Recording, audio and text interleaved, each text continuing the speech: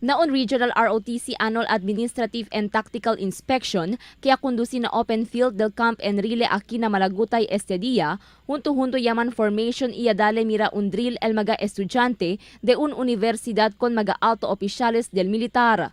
Asigun kun Lieutenant Colonel Arnel Fernandez, el aktividad manera del maga oficiales para chequear si kilaya el estado del estudio y entreño del maga kadete bajo na ROTC.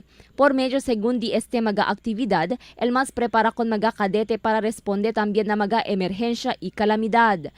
Well, the main objective is, of course, to verify the efficiency of the cadet who are undergoing the ROTC training. Ini-inspect ng mga ating regional defense group, no, under Colonel Biharin, kung to verify the status ng mga pag-aaral ng mga estudyante from the University of Zamboanga. El ROTC unit segunda pone bajo na maga entreño que el prepara kanila para queda también miembros del Philippine Army.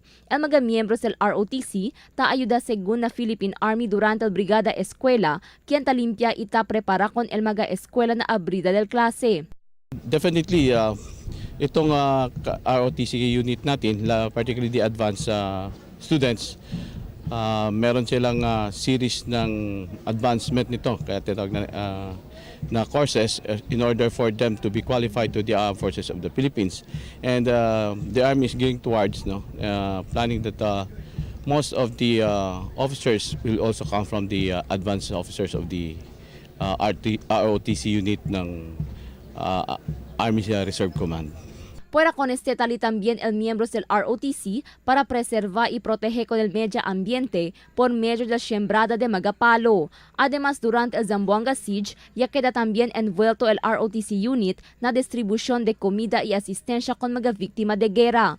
Además, durante la actividad, yaman display también el militar con di ila mga tanque de guerra, mga alto calibre fusil y otros equipo que un manera según para darle mira kilaya de preparado el militar. Crystal Almonia, Dateline Zamboanga.